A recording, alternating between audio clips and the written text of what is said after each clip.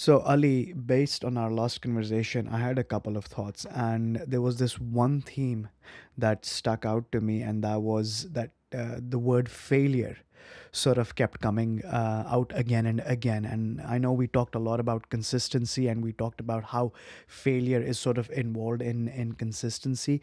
But I think like today we should sort of have like a broader discussion on this. Is there something you want to start us off on the idea of failure? Yeah, definitely, man. I feel failure like with anything and everything that we do, failure is always there. Like it's part of the entire equation. No action, no experience is without failure, right? And then, but I feel that how we frame failure in our life is what makes the big difference. There were even some of the events that we spoke about in the previous conversation, right? A lot of things about desire, belief, but the underlying part I feel was how we handled failure. Or yeah, so how we handled failure.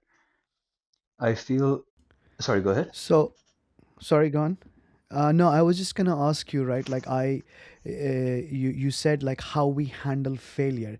So before sort of like Mhm. I let you continue with your thought. I just wanted to know like, is that what you consider like an important part of dealing with failure, the handling I part? maybe I'll take a step back first. I think maybe I should use a better word Okay. rather than handling. I would say how you frame failure in your life, how you look at failure in your life, how what the word means to you in your life. I think that's the Oh, bigger okay. part of the equation because like failure is, as I said, failure is part of any experience, any action, right? So you can think of failure as separate from the experience, or you can think failure as part of the experience, right? When when I was younger, I would always think of failure as an outside thing, as other than the experience. There was the experience, and then there was failure, two separate entities, right? But as I grew older, as I matured, I understood that experience is part of failure is part of the experience itself and needs to be dealt that way. It's not separate from the experience, it's part of the experience. And I think once I started thinking of failure in that manner, it's had it's had a drastic effect on how I deal with it now. Does that make sense?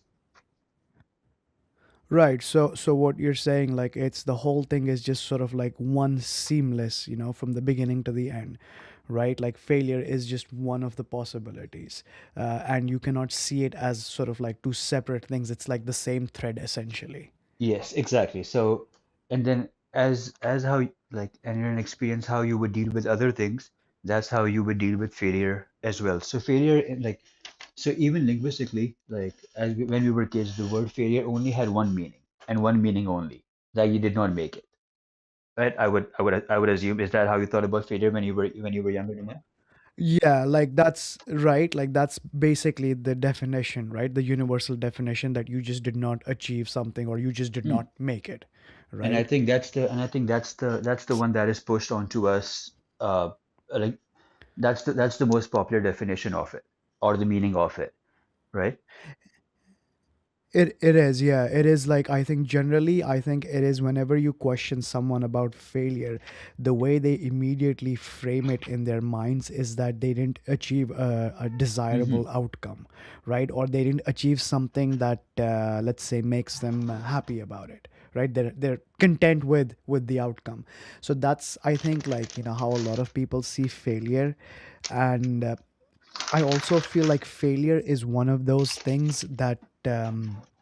Evolves with time, like the understanding of failure evolves with time. Like it is one of those few things that you do not completely understand in one go. Like you have to fail multiple times to really appreciate the whole experience of failure, right?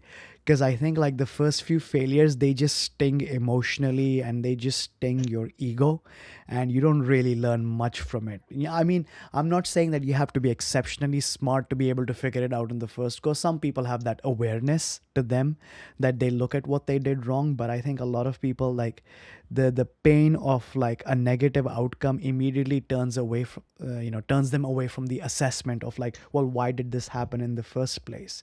And I think like this brings us sort of to this point that if you're trying to frame failure better in your life, you have to be sort of aware of like, well, why did I fail in the first place? Like, do you understand what I'm trying to convey here? Like what I'm trying to No, preach? I honestly I understand, and I think you said something really valuable in this.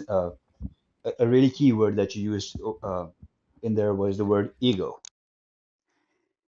I feel Yeah, ego I think is a big big one one. with Yeah. failure, and I think when you're like an ego, I feel is something that only comes detachment from ego comes with maturity. For some people, it never comes, right? But for mostly when it comes to people, it comes with as they mature in life. When you're younger, you know you have ego.